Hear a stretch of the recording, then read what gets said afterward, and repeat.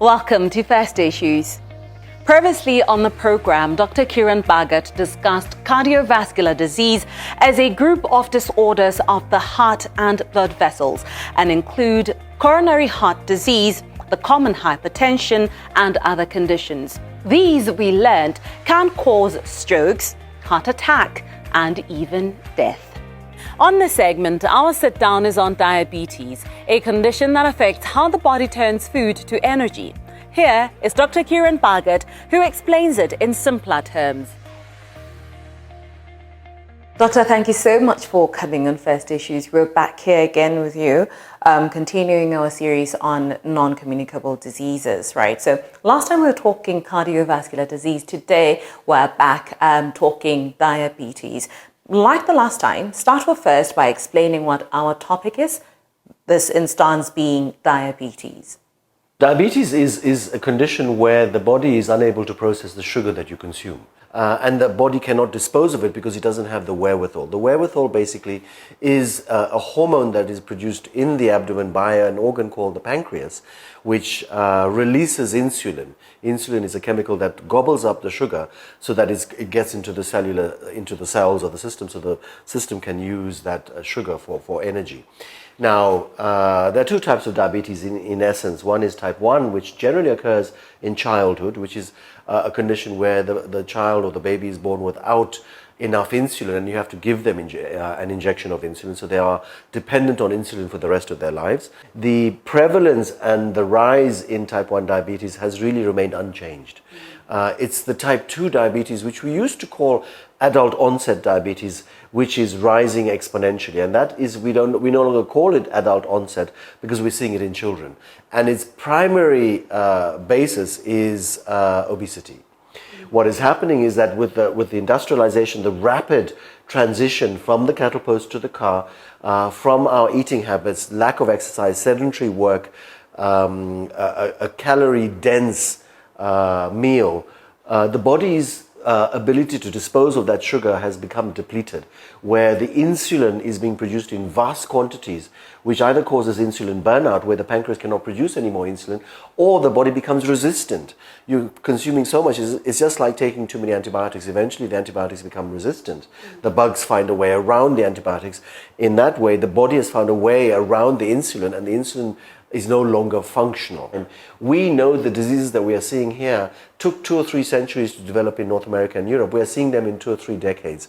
And so what that impact is having on the system, particularly with diabetes, we have no idea because it's never been researched. So the process of education is primary in terms of prevention, because by the time the diabetic comes to see us, unfortunately, 15 to 20 years has gone by where the sugar has been escalating, because it takes that long for us to pick up the diabetes in the blood tests. Because diabetes, like many of the lifestyle diseases, are silent. They don't present themselves to say, just like in the COVID, I have COVID, or I have malaria, or I have tuberculosis. It is a very silent secret serpent, if you like, which manifests only if occasionally you go and check yourself and you check the sugar or you check the blood pressure. And so by the time they come, often we estimate 10 to 15 years has gone by where that sugar has begun to decay the inside of the body. And the decay is slow. The attrition is slow. So by the time they come, they do have elements of kidney failure, or they are leaking nutrients into their kidneys because the diabetes has affected the filter of the kidneys, or they do have blockages in the heart from the sugar, or they do have blockages in the circulation of the brain where they have memory loss, or they have transient numbness, and they've ignored it because they say, I'm tired, or I'm old, or whatever it is, and they disregard this until they come and see us. And then what we're doing is, again, we're doing damage limitation, where we're giving them a pill to drop the sugar. So how does diabetes present in the body? What are the symptoms that maybe our viewer at home should be aware of or keep note of? So what eventually happens, sugar is probably the most toxic element that you can consume, over and above fat, and even in other parts of the world, cocaine. We know that if you feed a rat sugar or cocaine, it will go towards the sugar, because sugar is much more addictive than cocaine. And we know that this sugar, when it enters the body literally is on red alert, and it says, "Sukiri kokudimu." So what does it want to do? It wants to convert it into something that is less toxic. So it converts it into cholesterol. And so the cholesterol begins to rise. Then the body says, there's a lot of cholesterol in the system. Where do I dump this mahura? So it begins to dump it around the heart. So you have heart disease because the heart is now suffocated with cholesterol. You have that cholesterol going up into the circulation of the brain, resulting in a narrowing of circulation in the brain, resulting in a stroke, resulting in a heart failure, resulting in a heart attack. The sugar begins to deposit in the small little blood vessels, which we call capillaries in the kidneys, and blocks the kidneys, so you get kidney failure.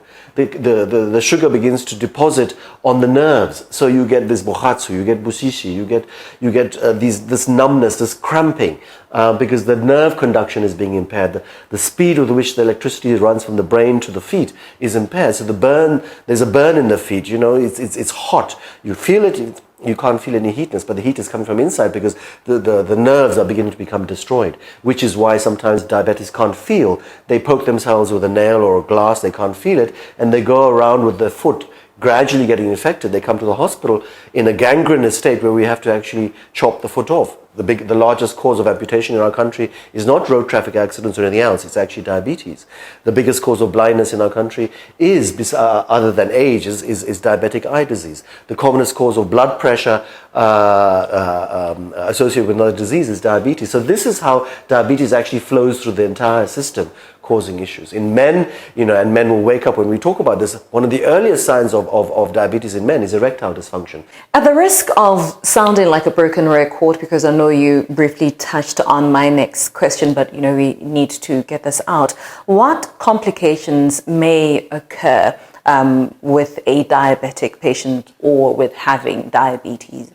Again, sadly, there's a socio-economic divide in terms of diabetes, largely based on education. Those that are able to educate, empower, and enable themselves in terms of whether they watch television, whether they read the news, whether they have access to social media. These are, the fact that you have social media, you have a television, that you have the internet, means you're already privileged. Means as a result you're educated, you're privileged, you're able to read, you're able to access social media, digital media, and therefore you are able to educate yourself in terms of what is the latest in terms of lifestyle measures. And those are the ones, I always say, the ones that should be at the gym are not at the gym. Because the ones that go to the gym know they need to look after themselves.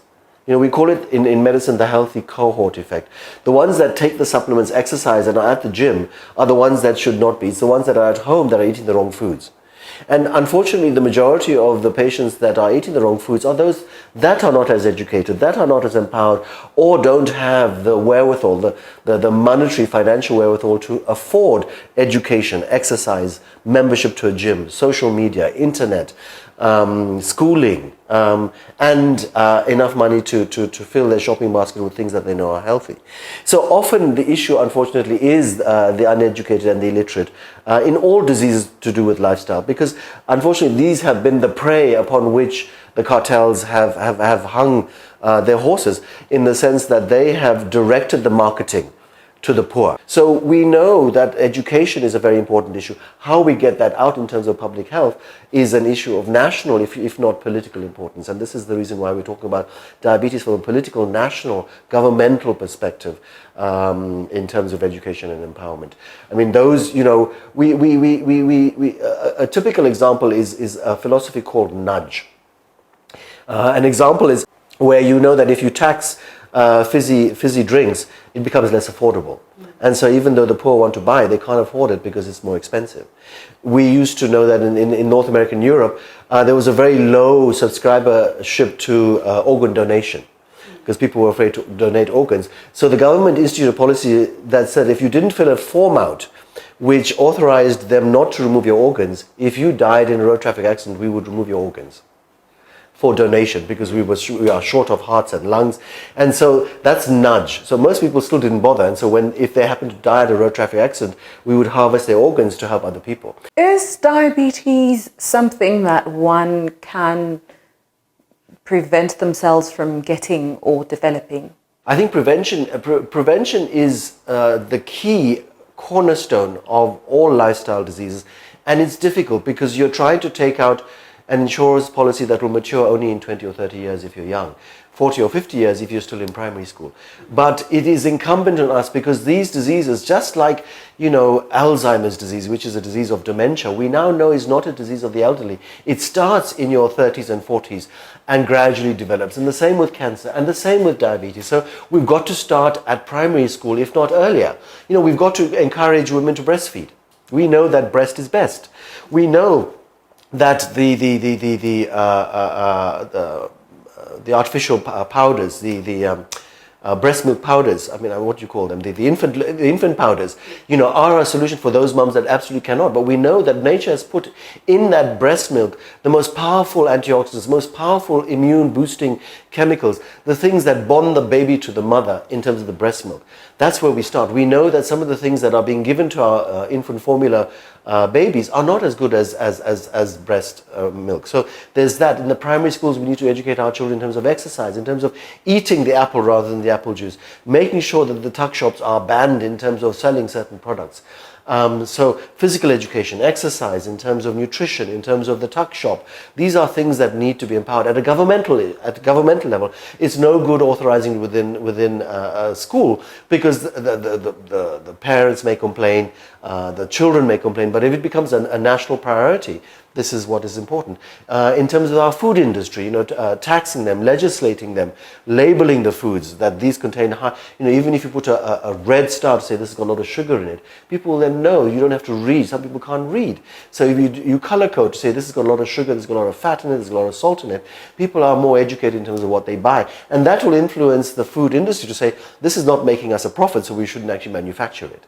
So that's how you begin to influence the process of change, I think. It is a slow process, but ultimately it is the thing that will reduce the overload in our tertiary hospitals, where we're seeing the end result of diabetes. Catch more education on non-communicable diseases with Dr. Kiran Bhagat when he talks about cancer in an upcoming episode.